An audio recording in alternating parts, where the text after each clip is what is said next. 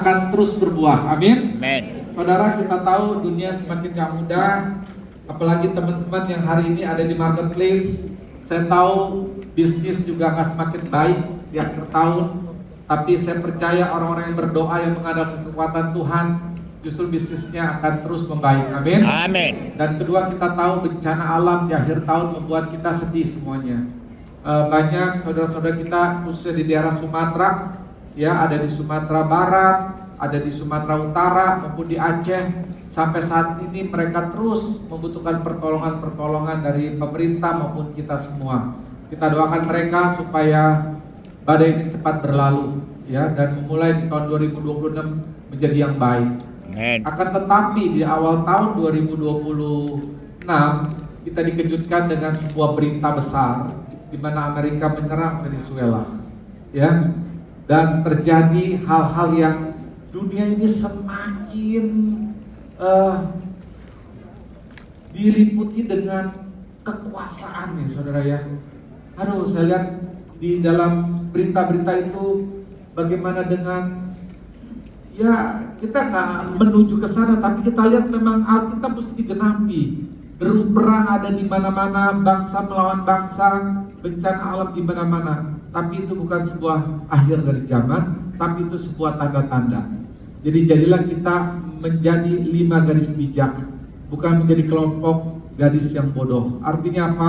Tanda begitu jelas bahwa kedatangan Tuhan akan cepat datang dan bisa datang kapan aja, dan kita anak-anak Tuhan mesti siap dengan minyak dan buli-buli. Amin. Amin. Jadi geopolitik sudah memanas lagi, saudaraku. Jadi kita harus bersiap-siap. Buat yang bisnis, buat yang usaha, buat yang bekerja, 2020 nggak semakin mudah. Sebuah uncertain terjadi di mana-mana. Ya, kita sudah punya plan yang indah, yang bagus, tapi dunia dengan konflik regional, dengan krisis ekonomi, Ukraina dengan Soviet belum membaik, terus terjadi krisis pangan yang terjadi. Kalau teman-teman yang import ekspor pasti sudah tahu, kita susah kontainer, kita susah macam-macam untuk masukin ke dalam tuh. Mitra ketawa, semakin mahal harganya, dan ya itu harus terjadi. Tapi justru saat ini kita diuji. Orang yang berdoa dan tidak berdoa, yang diuji adalah hasil akhirnya. Amin. Nggak ada yang amin, tegang semua, saudara. Nah, hari ini kita belajar tentang the year of fruitfulness. Kita dipaksa Tuhan untuk berbuah, ya. Suka nggak suka, memang kita diciptakan untuk menjadi berkat buat banyak jiwa-jiwa. Sedikit saya flashback, 3 tahun LMCC memesan di tahun ketiga. Pertama, saya waktu berdoa memulai pelayanan ini, saya dapat satu tentang life, kehidupan. Banyak kita punya tema the year of life. Artinya anak-anak Tuhan itu harus hidup, bukan hanya tubuhnya, jiwanya, tapi rohnya. Yohanes 10 ayat 10 yang kita bahas waktu 2 tahun yang lalu, bahwa iblis datang untuk hanya mencuri, membunuh, dan membinasakan. Tapi aku datang untuk memberikan hidup, bukan hanya hidup, tapi yang berkelimpahan. Amin. Nah, kita belajar banyak hal di tahun 2023. Memasuki 2024, setelah hidup kita mau ngapain? Setelah kita dikasih kelimpahan mau ngapain? Kita harus punya tujuan yang jelas, yaitu the year of purpose. Ya, 5 yang kita belajar saat itu. Bagaimana kita diciptakan oleh Allah untuk satu tujuan khusus. Kita diciptakan unik dan berbeda dengan makhluk apapun. Kita diciptakan segambar dan serupa dengan Allah. Gereja membuat tematik khotbah setiap bulan yang sangat menarik. 5 hal yang kita belajar yang pokok tahun kemarin. Pertama, karena kita diciptakan oleh Sang Pencipta untuk tujuan yang khusus, makanya kita harus selalu worship sama Tuhan, harus selalu melekat sama Tuhan. Karena kita kalau melekat sama Tuhan, sebuah perjanjiannya akan diberitakan kepada kita. Amin. Amin. Yang kedua, kita belajar tentang fellowship. Hubungan dengan Allah aja nggak cukup, tapi kita harus menjalin hubungan dengan sesama anggota keluarga Allah atau keluarga gereja. Kita bangun yang namanya home, kita bangun support system, kita bangun tempat untuk mempraktekkan kasih. Karena trademark orang percaya adalah kasih. Kasih itu harus didemonstrasikan di dalam komunitas keluarga Allah. Komunitas itu tempat kita untuk accountability. untuk kita dilihat, ditegur, dinyatakan kesalahan oleh teman-teman rohani kita. Support system dibangun sudah terbukti, saudaraku. Kalau saya melihat banyak kejadian-kejadian di tahun kemarin, ada yang kesusahan, ada yang kehilangan orang-orang tercinta, ada yang sakit tiba-tiba malam, ada yang serangan jantung. Saudara, keluarga jasmani baik, itu saudara sekandung. Tapi kalau suddenly kita mengalami sesuatu, pasti orang pertama yang datang adalah keluarga anggota gereja. Ya pasti itu yang pertama, yang di garis depan, yang cariin dokter, yang cariin UGD. Kemarin-kemarin ini baru terjadi, udah mau istirahat minggu malam jam 11.30, sahabat anggota home kena serangan jantung. Tempat tersebut nggak ada UGD-nya, nggak ada khusus jantung, cari semua di mana-mana, dan sekarang sudah selamat dan sudah bisa beribadah lagi. Itu semua kemurahan Tuhan. Yang ketiga, kita nggak cukup hanya berfellowship dengan sesama. Tahun lalu kita belajar tentang yang namanya discipleship. Kita ini masih daging dan roh penurut. Daging itu nggak nurut, kita selalu hidup tarik-tarikan. Makanya kita harus terus belajar serupa dengan Kristus. Kita harus belajar dengan discipleship. Ayo teman-teman semua, para jemaat, kita menyediakan yang namanya overcome. Itu sudah ratusan orang, dan kita sudah ada 88 orang yang dibaptis, saudaraku. Itu semua kemurahan Tuhan. Ya, penting sekali ikut pemuritan. Ikut yang wanita, ada kelasnya wanita, ada shining, ada kelompok-kelompok. Kita datangkan dari LK3 Pak Julianto Simanjuntak tentang HS, self healing, self counseling. Ada kelasnya, saudaraku. Kita sebentar lagi akan buka namanya Married for Life. Kita diperbaharui di perkawinan kita, fungsi suami, fungsi istri, jadi parenting life, bagaimana mendidik anak. Gereja menyediakan disciple. Karena gereja ini adalah 3, untuk menginjil, untuk memuridkan, dan untuk mengembalakan. Yang keempat, dibuka pelayanan sebesar-besarnya. Saudara tahu penginjilan paling efektif kemarin di Natal. Natal itu yang datang 24, 25 itu 3.200 orang. Dan itu orang baru semua, saudaraku. Beri kemuliaan buat Tuhan. Haleluya.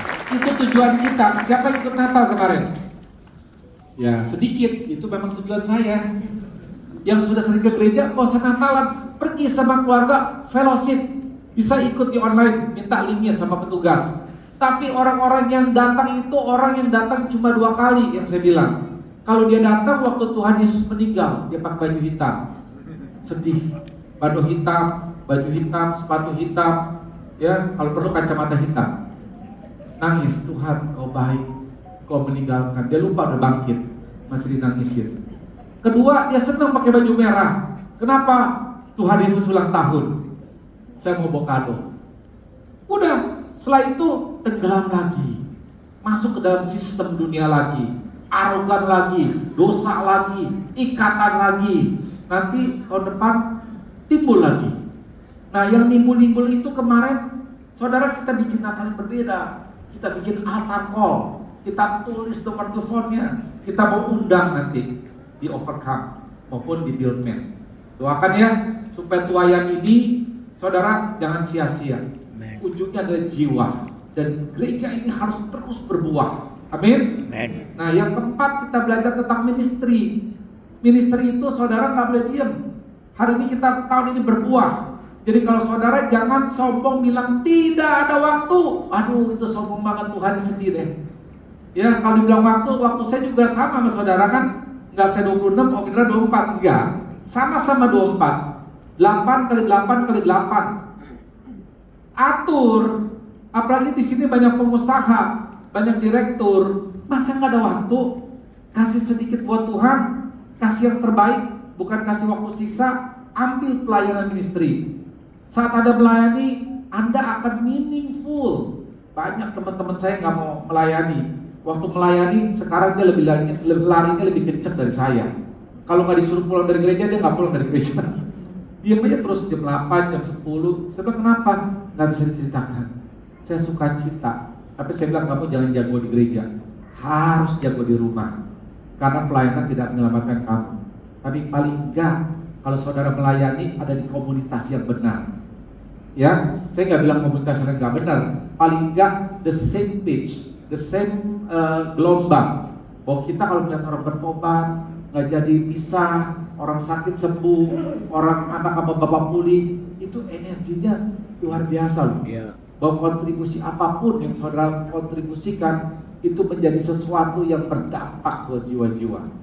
Ya, jadi saya himbau yang belum pelayanan, gereja ini sudah 4 kali ibadah, butuh usher, butuh macam-macam. Tolong dibantu. Ya, tolong ambil bagian di tahun 2026 berbuah. Katakan berbuahlah. Yang terakhir ujung-ujungnya Amanat Agung, kita belajar tahun lalu tentang yang namanya evangelism. Semua orang harus memberitakan kabar baik. Gereja ini namanya Life Messenger Community Church, tempat orang-orang berkumpul untuk memberitakan kabar kehidupan kemanapun. Puppet show kemarin yang hadir hampir 1.980-an. Anak-anak dari mana? Panti asuhan dijemputin, yang dari pinggir jalanan jemputin. Gereja ini buat Tuhan, bukan segmented untuk orang-orang yang tertentu. Semua dibuka. Ya, banyak orang seberang bawa anaknya duduk lihat puppet show. Ceritanya memang Filipo, tapi dalamnya insight-nya Christ Center. Saya percaya anak-anak itu nggak akan pernah lupa lihat atraksi-atraksi boneka terbang sini terbang sana nyanyi, dia akan masuk remind, apalagi Roh Kudus bekerja. Dan kedua, nggak semua orang bisa khotbah, tapi semua orang bisa bersaksi. Iya. Amin. Ayo dong ngomong tentang Yesus kemanapun. Tanda-tanda udah lihat semakin jelas. Tuhan Yesus bisa datang. Dan kita tinggal di akhir zaman, di bab terakhir, chapter terakhir. Jadi kita harus berbuah di tahun ini. Waktu saya berdoa sama teman-teman, dapatnya buah. Kenapa buah? Penting sekali. Karena buah tidak dinikmati oleh pohon. Buah dinikmati oleh yang di sekelilingnya. Dan buah itu ada 2, ada manis, ada pahit. Makanya Mazmur 1 ayat 1 sampai 3, orang yang merenungkan firman itu siang dan malam, ia bagaikan tanaman yang ditanam di tepi aliran air, dan dia berbuah pada musimnya. Berarti ada tanaman yang tidak ditanam di tepi aliran air, ada tanaman yang berbuah tidak pada musimnya, pahit, asam, orang nggak mau, kecut. Tapi kalau berbuah pada musimnya, durian, itu teman saya bela-belain mau ke Pangkal Pinang, ada yang ke Malaysia, mau makan durian matang pohon. Nah, itu rasanya gak bisa dibayangkan, enak sekali. Sampai dia at any cost, beli tiket nginep untuk makan durian matang pohon. Alkitab bilang berbuah pada musimnya, yang tidak pernah layu daunnya. Apa saja yang dikerjakan dibuat berhasil. Nah, hari ini kita dapat itu, saudaraku. Saya berdoa seluruh jemaat LMCC harus tertanam, harus bertumbuh, harus berbuah. Dan berbuah itu harus tetap, gak boleh buahnya itu cuma sekali. Nah, setiap orang yang mau berbuah, intinya dia harus tertanam. Katakan tertanam. Tertanam. Kalau gak tertanam seperti pot bunga, saudara pasti sudah pengalaman punya pohon di rumah lah. Kalau pohon itu di pot, dia tidak bisa berbuah dengan baik, makanya jadinya bonsai. Pot itu terbatas, tanah itu terbatas. Tapi yang baik adalah tanaman yang ditanam di tempat yang subur. Tapi kalau saudara sudah ditanam di tempat yang subur, yang bagus, ada lokasi bagus, saudara cabut lagi, taruh lagi di sebelah kanan, digali lagi, ditaruh lagi, sudah mulai bertumbuh, dicabut lagi, taruh di depan rumah, lalu dicabut lagi bagusan di dalam, nggak pernah berbuah, bahkan pohon itu akan terus stres. Benar nggak, saudara? Nggak bisa berbuah, karena tanaman itu saat ditanam, dia yang penting itu berakar ke bawah. Sebanyak akar di bawah, dia akan bertumbuh sesuai dengan kekuatan akar itu. Dan saat dia bertumbuh, nggak cukup harus bertumbuh, dia harus berbuah. Nggak cukup harus berbuah, harus sepanjang musim berbuah. Saya lalu mengumpamakan itu palm oil apa?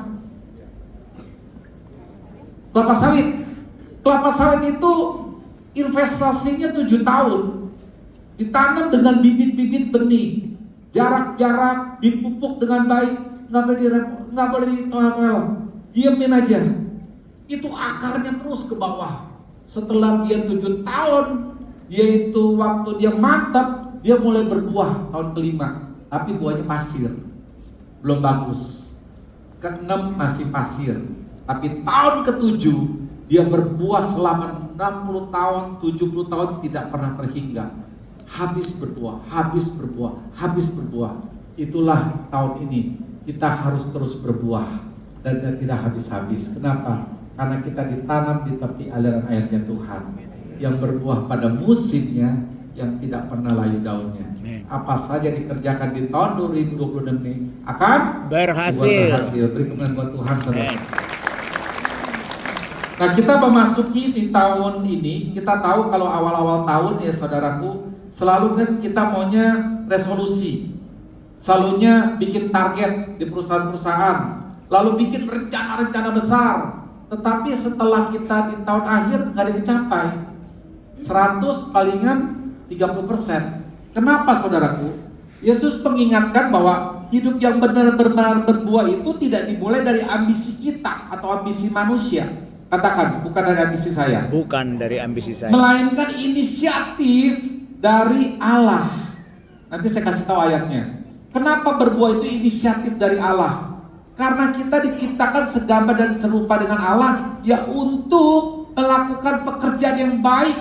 Itu yang penting, Efesus 2 ayat 10. Dan yang terpenting adalah kita ditanam, ditetapkan bukan secara kebetulan.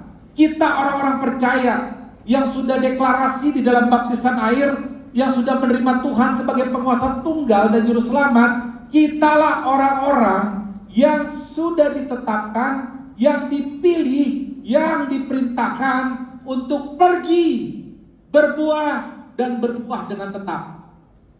Yohanes 15:16 berkata begini saudaraku, bukan kamu yang memilih aku, tetapi akulah yang memilih kamu, dan aku telah menetapkan kamu. Katakan menetapkan. Supaya kamu pergi dan menghasilkan buah, dan buah itu tetap. Nih ayat B ini yang dahsyat. Supaya apa yang kamu minta kepada Bapa dalam namaku diberikannya kepadamu. Jadi ayat ini ada sebab akibat. Kalau saudara mau sukses dengan idenya Tuhan, kalau saudara mau sukses di 2026 dengan cara-caranya Tuhan, dengan sistem kerajaan Allah, minta apa saja selagi engkau mau berbuah dengan maunya Tuhan, dalam namaku diberikannya kepadamu. Katakan amin. Amin. Kau mau minta apa di tahun ini? Pemulihan keluargamu, pemulihan dengan pasangan hidupmu, hubungan dengan anakmu, usahamu, ataupun dengan pekerjaanmu. Selama engkau masuk ke dalam sistem, dalam kerajaan Allah, pasti dipenuhi oleh Tuhan. Jadi ada 2 buah yang diinisiasi oleh manusia dan diinisiasi oleh Tuhan. Yang di ayat 15-16 ini adalah yang diinisiasi oleh Tuhan. Bahwa kita adalah orang yang sudah dipilih. Katakan dipilih. Bersyukur. Kalau saudara nggak dipilih hari ini masih jalan-jalan terus, masih foya-foya terus, masih mau senang-senang terus, nggak ingat ke gereja. Nanti aja waktu bulan Mei ada Pantekosta, atau nanti Natal berikutnya saya datang lagi. Sekarang saya cari duit dulu. Saya habis-habisan lagi dari Januari sampai dengan Desember, pakai cara-cara dunia. Bisa nggak? Banyak yang begitu. Saudara, pekerjaan Tuhan dengan pekerjaan di marketplace harus menyatu. Nggak boleh sendiri-sendiri. Gereja yang sesungguhnya bukan hari Minggu ini. Gereja sesungguhnya adalah tempat di mana saudara bekerja. Anda harus berbuah.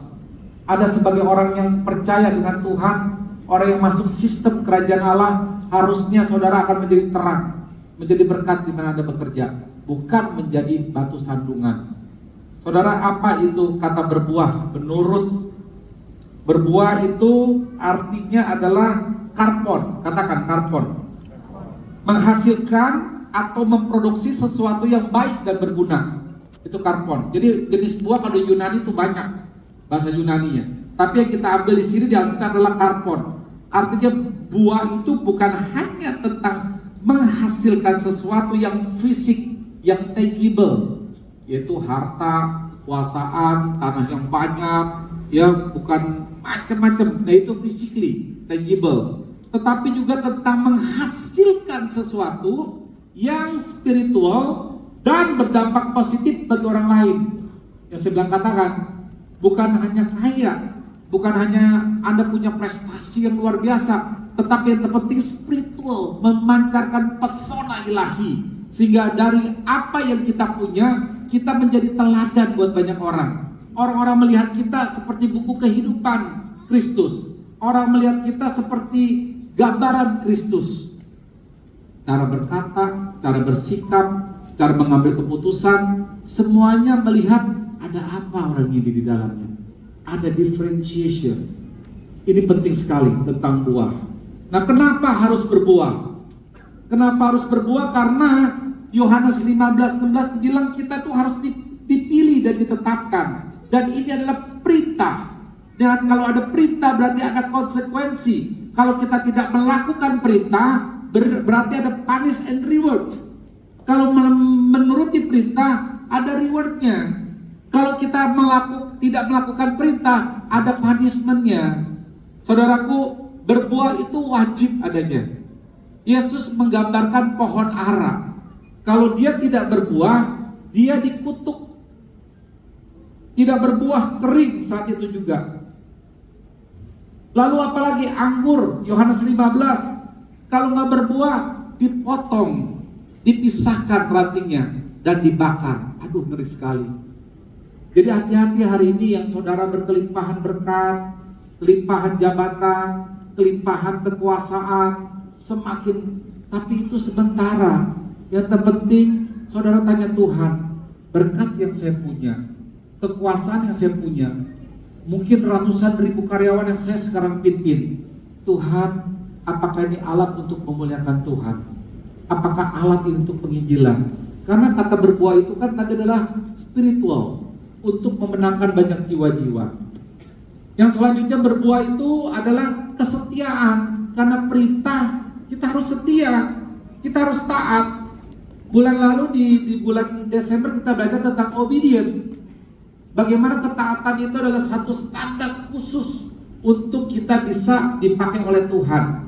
Taat yang absolut yang Tuhan mau, bukan taat yang parsial. Contohnya mau akhir tahun, mau tutup buku bagi pengusaha. Kalau saudara mau berbuah, berikanlah contoh sama karyawanmu. Pajak bayar, jangan 2-3 buku. Kalau saudara bilang, aduh Pak nggak bisa, minta kemampuan sama Tuhan. Saya nggak bisa langsung ekstrim. Ya hari ini saya mau ikut Tuhan, hikmat. Berikan contoh. Kalau engkau dagang hari ini masih ada cheating, curang-curang, produk A dibilang B, bertobat. Pakailah sistem kerajaan Allah. Saya pernah ada teman datang kepada saya lagi jalan pagi santai, mendingan kita punya duit 2,5 triliun apa tidur enak? Sedang tidur enak. Daripada 2,5 triliun kamu tidur nggak pernah enak. Selalu khawatir, selalu was-was, selalu berpindah-pindah. Mendingan berkumpul bersama orang yang kamu kasihi. Makanlah apa yang berkat yang Tuhan kasih. Triliunan itu buat apa? Nggak habis. Saya pakainya irit kan, baju putih, celana jeans, kaos. Mau bikin berapa kali beli? Nggak ada. Makan mau berapa ratus juta sehari, nggak habis triliunan. Ditumpuk di bank, ditumpuk di tempat-tempat investasi. Apa yang menjadi khawatir juga? Saya ada teman, waktu duitnya di bawah 1 triliun, baik, dermawan sekali, nyumbang di mana-mana, tambah diberkati, nyumbang lagi diberkati. Sekarang duitnya udah lebih dari 10 triliun, tambah stres. Dolar turun, dia telepon saya. Dolar naik, dia telepon, maunya apa ya? Fixed rate lagi turun, dia bingung. Sedikit-sedikit Singapura, Jakarta, penyakit mulai bertambah. Kata dokter nggak ada penyakit, asam lambung, GERD naik terus. Mendingan tidur enak kali ya. Jadi dikasih kelimpahan, kalau nggak berbuah, repot tuh saudara. Buahnya busuk semua. busuk ada di bank. Dia nggak tahu kalau mati semua nggak dibawa. Jadi ini penting sekali gereja mengajarkan tahun ini bagaimana kita bisa berbuah sesuai dengan inisiatifnya Tuhan, bukan inisiatifnya dari kita. Berbuah itu adalah memperlihatkan kehadiran atau karya Kristus. Biar orang melihat kita sebagai saksi, sebagai buku kehidupan. Kemarin statement bagus, banyak orang yang sedikit baca firman, tapi banyak orang yang membaca hidup orang. Kalau orang membaca hidup kita, kita tinggal di dalam kebenaran, oh orang-orang bisa cari Tuhan. Saya dapat 1 jiwa di dalam perusahaan saya. Saya ada strategic partner sama Thailand, saudara. Kita tahu tuh negara gajah ya. Dan itu susah sekali kenal Tuhan. Dia bilang negara saya nggak ada sembahyang. Orang mau sembahyang kapan aja, mau pagi, mau siang, mau sore, datang ke tempat pura itu. Dan nggak ada Natal, adanya tahun keluarga. Ya kita tuh di perusahaan biasakan nilai ya. Kalau awal tahun, siapa yang nggak cuti? Saya selalu nggak cuti. Saya berdoa. Orang percaya maupun orang Muslim, orang Buddha, orang Hindu duduk main gitar. Sekarang ada Pak Hengki. Kita berdoa, kita deklarasikan firman bertahun-tahun. Saya udah 14-15 tahun kita lakukan. Dan hasilnya selalu kita bisa lalui. Yang kedua, setiap meeting kita berdoa. Setiap annual conference, begitu banyak pemimpin, kita berdoa. Kita present worship, kita panggil hamba Tuhan, kita minta pesan-pesan Tuhan. Mau agama apapun duduk, mumpung punya kuasa, mumpung punya perintah. Bukan kristenisasi, tapi ini saya, perusahaan ini punya Tuhan. Kalau 1-2-3-2-3 bekerja buat Tuhan, bukan buat manusia. Biar mereka tahu ini orang-orang yang melekat sama Tuhan. Karena kekristenan itu kan hubungan, bukan agama, saudaraku. Saudara tahu bertahun-tahun nilai ini. Setiap meeting pokoknya kalau kita lupa berdoa, orang seberang yang kasih tahu, Pak kita belum tutup dalam doa loh. Udah jadi gaya hidup. Lagu-lagu rohani hal yang biasa buat mereka. Setiap buka cabang berdoa, itu buah, saudaraku. Satu hari teman saya ini yang dari direktur satu ini yang saya dari partner bilang, kok lu semua terus berdoa ya? Waktu dia ikut ibadah persekutuan, dia bilang gua nggak bisa cerita, kayaknya Tuhan itu ada di sini. Saudara, langsung saya bilang Alkitab bahasa Inggris. Kemudian lu baca Amsal, dia tertarik, saudara. Langsung begitu setahun dari kita 2 tahun mulai berkata puji Tuhan. Dia bisa bahasa Indonesia, puji Tuhan. Kita surprise. Dia bilang setiap malam saya coba baca keinginan tahu. Suatu saat dia kena tulang belakangnya, harus dioperasi di C-nya berapa. Secara dia punya SOP negara itu, karena perusahaannya gede sekali sedunia. Dia bilang harus dievakuasi, diambil ke rumah sakitnya, tindakan di sana. Tapi dia bilang gini, saya kok nggak mau ya. Sampai CEO pusatnya tuh ada country manager regional telepon saya, Anton, emang you make sure di Indonesia ada rumah sakit bagus? Loh kenapa? Ada banyak. Ini orang ini nggak mau dibawa ke Thailand. Dia mau hanya dioperasi di Indonesia dan dia melanggar nggak pernah sejarah boleh. Tapi karena kamu yang rekomendasikan, saya kasih. Saya jadi takut. Sebegitu aja ya. Saya tanya, Warid, kenapa kamu percaya saya? Karena saya lihat kamu dekat sama Tuhan. Saya mau percaya sama kamu. Wah, waktu dioperasi saya takut juga, saudaraku. Pak Hengki semua doa, apa sih, gimana jangan gagal. Ya kalau ada apa-apa saya kena dong ya. Istrinya sampai datang, dia bilang, Anton, kamu ngomongin apa sama suami saya? Dikit-dikit saya sekarang ngomongnya Tuhan. Itu Yesus siapa? Ada nih satu lagi makan bangku teh, lagi nunggu dia operasi. Saya bilang Tuhan itu Tuhannya saya. Saudara, singkat cerita, sekarang dia bisa ngomong shalom, puji Tuhan. Dan waktu dia bikin bukan seminar, workshop di dalam company, kan dia banyak sekali company di sini. Wah, dia pakai nilai-nilai Amsal. Dia terapkan tuh firman di tempat dia. Wah, itu sih tinggal dibaptis saja tuh saudaraku. Beri kemuliaan buat Tuhan. Itu buah. Itu yang Tuhan mau untuk tahun ini. Jangan berbuah secara physically, tapi berbuah ada memenangkan banyak jiwa-jiwa. Amin. Selama engkau mau berbuah untuk memenangkan jiwa-jiwa, selama engkau dukung untuk pekerjaan Tuhan, selama engkau dukung untuk masa-masa pemulihan, minta apa saja Tuhan akan mengabulkan. Amin. Itu Yohanes 15:16 ayat B. Jangan ragu. Gereja ini karena saya dengan teman-teman semua dipilih kita, ditetapkan dan dipanggil suruh apa? Pergi dari apa? Comfort zone, pergi dari kenyamanan, pergi dari setiap semua plan yang sudah kami rencanakan. Ada teman yang lagi bangun rumah, ada yang lagi lagi anaknya sekolah, bukan 1, 2 secara berbarengan. Banyak hal yang secara dunia kita butuh uang, tapi Tuhan bilang pergi, ada di tempat ini, bangun Life Messenger.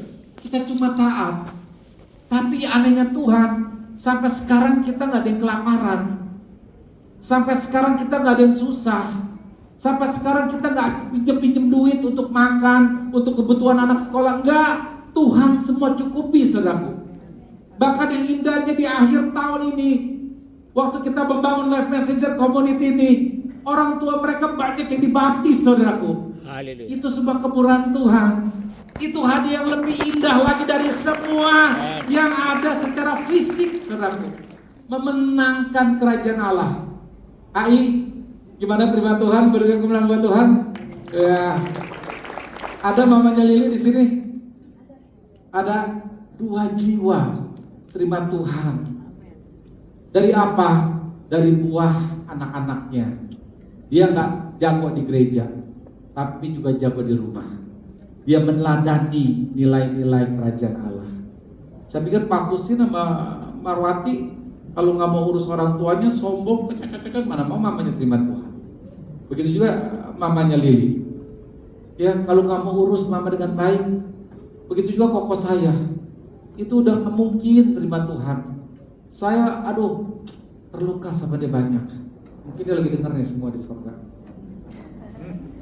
Sakit saya layani dengan penuh kasih. Sampai detik-detik terakhir terima Tuhan, dibaptis. Indah sekali. Itu yang Tuhan mau. Hari ini saudara, siapa keluarga yang belum terima Tuhan?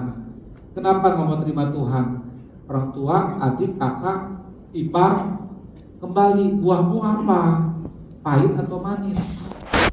Bisa jadi keteladanan. Karena kekristenan itu adalah roh yang bekerja, Roh Kudus melalui impartasi kita. Amin. Nah, tujuan dari berbuah apa? Simple, tadi memuliakan Tuhan, menjadi berkat, menjadi saksi, dan hidup menurut kehendaknya. Jadi semuanya begitu aja gampang. Kita harus berbuah. Katakan berbuah. Berbuah. Nah, saudara, jenis buah apa yang Tuhan mau? Ini penting. Kalau saudara mau banyak mempertobatkan orang, saudara mau menjadi berkat yang mau dipakai Tuhan secara dahsyat, ada pertobatan yang pertama adalah buah pertobatan. Buah pertobatan itu penting sama dengan perubahan hidup. Perubahan hidup itu adalah mulailah dari yang kecil, dari kebiasaan-kebiasaan di rumah, dari yang anak lihat kita nih. Bapak-bapak, kita itu adalah aktor, itu adalah figur. Kita yang ditonton oleh istri dan anak, kita itu imam, kita tuh raja, kita tuh nabi nih bapak-bapak. Engkau harus berdoa mengadakan tanganmu dengan perasaan yang gak boleh marah, gak ada kebencian. Makanya bapak-bapak harus beres di tahun ini. Kalau saudara mau berbuah, kalau bapaknya gak berbuah, pasti istrinya gak berbuah. Kalau bapak istrinya gak berbuah, anak-anaknya gak akan bisa berbuah. Berbuahnya pahit. Mari saudara, pria-pria di tempat ini, kembalilah redefine. Kenapa pria diciptakan? Yaitu untuk sebagai imam yang berdoa, sebagai nabi yang harus mengajarkan anak-anaknya datang ke Tuhan, bukan dengan perkataan, tapi dengan keteladanan. Itu penting sekali. Seringlah praktek bagaimana bapak dan ibu bergandengan tangan di depan anak-anakmu. Seringlah bapak dan ibu mencium pasanganmu di depan anakmu. Yang terpenting, seringlah anak-anakmu melihat engkau sedang berdoa berdua. itu satu kekuatan, itu buah yang jelas di dalam rumah. Yang ketiga, bapak-bapak nggak makan, nggak kerja, nggak boleh makan. Seorang pria yang masih muda nih banyak di tempat ini, you are king, provider, sebagai pelindung keluarga, penyedia buat keluarga. Saudara harus ada di garis depan sebagai lokomotif yang menarik gerbong-gerbong, yang harus ada di depan. Nggak boleh perempuan yang di depan. Keputusan harus ada di atas tangan imam. Wanita pendamping, penolong, berdoa. Tapi kalau kali ini wanitanya diizinkan oleh Tuhan untuk menopang, paling nggak prianya tidak boleh malas, tidak boleh amnesia. Atau amnesia kalau ada di kasir, amnesia kalau ada di tour and travel, dagang nggak tahu, yang bayar mami. Bertobat. Pria nggak apa-apa kalau belum diberkati, usaha terus dan kau akan berbuah selama kau melekat sama Tuhan. Istri-istri nggak boleh bilang, aduh saya capek pak, hari ini suami saya yang backup. Perlu bangga.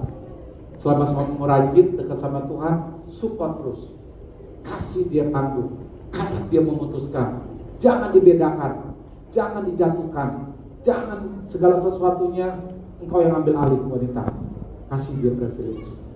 Karena kepala dari rumah adalah pria. Kebutuhan seorang pria adalah dihormati, kebutuhan seorang wanita adalah dikasihi. Jadi kau bangun sebuah buah yang manis dalam rumahmu kalau ada love and respect. Love adalah kebutuhan seorang wanita, respect adalah kebutuhan seorang pria atau suami. Bangunlah ini di tahun 2026 ini. Ya, cara berbuah tadi saya sudah praktekkan, hidup dalam firman, intim dengan Tuhan. Yang kedua, berakar kuat firman dan gereja lokal. Jadi yang hari ini masih pindah-pindah gereja, stop. Kalau hari ini cuma nyoba ke LMCC, dia udah punya gereja, balik ke gereja, tanam di situ, taat di situ, tunduk sama otoritas sama gembalamu. Jangan pilih gereja di semuanya sama. Gereja bengkel orang sakit, banyak orang problem. Tapi gereja ini berusaha untuk penerimaan, pengampunan, dan perubahan hidup. Makanya gereja ini harus fokus dengan yang namanya pemuritan. Harus fokus kepada pengembalaan. Udah gak mau yang lain. Kita fokus dulu 3 tahun ini untuk penginjilan, pemuritan, dan pengembalaan. Gak boleh yang lain dulu. Fokus memenangkan banyak jiwa. Life saving, life changing, and life empowering. Dia ketemu Tuhan, diselamatkan, lalu dia perubahan hidup, dan ketiga yang terpenting adalah dia harus di-empower, diberikan tenaga dan kuasa memenangkan banyak jiwa-jiwa. Amin. Amin. Saudara, jadi jenis buah pertobatan itu penting. Jadi kalau buah roh, saudara tahu itu ada 9. Tapi saudara nggak bisa pilih-pilih. Saya mau kasih damai sejahtera dan sukacita ya, tapi saya nggak mau setia, nggak mau pengadilan diri, dan saya nggak mau yang lain-lainnya. Nggak bisa. Buah roh itu satu kesatuan, namanya juga buah roh. Dalamnya ada 9. Itu hanya ada di karakter Kristus. Pertama, damai sejahtera, sukacita, kebaikan, kemurahan, kesetiaan, kelemah lembutan, dan penguasaan diri. Itu penting sekali, saudara. Buah roh itu harus ada di dalam orang percaya, dan itu dinikmati, diimpartasikan oleh banyak orang. Buah kebenaran, kerjalah kekudusan. Minta kasih karunia Tuhan, karena orang yang suci hatinya, dialah yang melihat Tuhan. Engkau berdosa, bukan Tuhan meninggalkan kamu, tapi Tuhan selalu bicara dan selalu sayang sama kamu. Kita yang gak bisa berkomunikasi dengan baik. Satu, ada roh yang namanya intimidasi, merasa gak layak, merasa gak pantas, merasa kotor, dan itu yang selalu dialami oleh orang-orang yang gak kudus. Yang keempat, perbuatan baik. Karena kalau orang benar pasti baik, tapi orang baik belum tentu benar. Karena good idea belum tentu God idea. Yang kelima adalah keteladanan. Kita sebagai role model. Keteladanan itu bisa Kisah 1 ayat 8. Kita harus bisa menjadi saksi. Kita harus menjadikan semua orang di sekeliling kita menjadi murid Kristus. Gereja ini makanya carinya bukan anggota member jemaat, enggak. Kita gak senang sama ribuan, kita suka sama kualitas. Kita suka orang-orang yang memberikan dirinya menjadi murid. Karena murid itu matetes. Kalau dia bisa menjadi murid, otomatis 9 buah roh itu akan melekat kepada dia. Amin. Dan dia akan menjadi saksi. Amin. Amin. Nah, saudara, bagaimana cara berbuah lebat? Kita tahu tadi tinggal dalam firman, berakar kuat dalam komunitas home. Yang belum ikut home di tahun 2026 ini, jangan sombong, jangan bilang gak ada waktu. Kita nggak tahu kapan kita dipanggil Tuhan, kapan kita nggak tahu kapan ada support system kita butuh. Saya selalu melihat ini, Om Indra, kalau di rumah duka, saya perhatikan terus. Ada yang selalu punya support system, itu tiap malam kalau orang papa mamanya meninggal, KKR, hamba-hamba Tuhan datang. Wah, banyak yang datang bertobat. Tapi ada satu sisi, di sebelah-sebelah saya suka perhatiin, cuma istri sama anak 2. Jam 8 udah berdua-duanya. Saya nangis tuh, suka nangisnya bukan orang yang matinya. Aduh, orang ini gak ada kesempatan ya untuk bernetwork. Saudara gak bisa bilang, saya orang introvert. Enggak lah, sombong. Saya orang cuma ya gaul, ya papa mama ya saya gak bisa ngomong.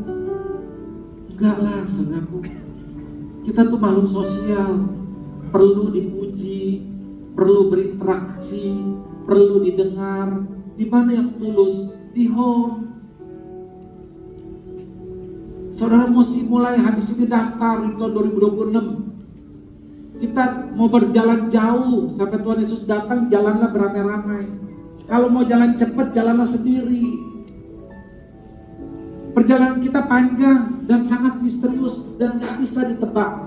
Kita butuh support system untuk kita sampai Tuhan Yesus datang, kita siap seperti 5 gadis bijak ini. Banyak home yang disediakan di Gading Serpong, di Alam Sutra, di Karawaci, ada di Sufarna, ada lagi di Citra nanti dibuka. Ya, ayo naik semuanya daftar di sini. Yang penting cara berbuah lebat itu mau dibersihkan. Katakan mau dibersihkan. Wah, ini penting sekali. Saya sama Lisa bukan dibersihkan, disapu, dicuci, disikat tadi. Yang dibersihkan paling bagus tuh istri atau suami. Saudara mau kasih ruang nggak? Suami mengkritik, istri mengkritik. Kalau jangan dikritik, Mam, jangan makan banyak-banyak, nanti kamu agak gemuk pada ngomongnya. Apa kamu udah gak sayang lagi sama saya? Lebih galak. Bapak-bapak juga gitu. Biarkan istri mengkritik, walaupun kuping sakit, dia yang paling jujur. Yang penting respon aja. Bukan salah atau benar, tetapi respon. Dia yang akan mengasih tahu kita apa adanya. Yang kedua, saudaraku, biarkanlah teman home mengkritik. Tapi kritik ada 2 ya. Ada yang membangun, ada yang menghancurkan. Kalau menghancurkan itu spiritnya destruktif. Kalau yang membangun konstruktif. Kelihatan kok spiritnya. Ayo masuk semuanya. Orang bisa salah, orang bisa jatuh anytime, karena kita hidup dalam kedagingan. Tapi yang penting adalah penerimaan. Pertobatan dan perubahan hidup itu bisa ada di home. Penting sekali.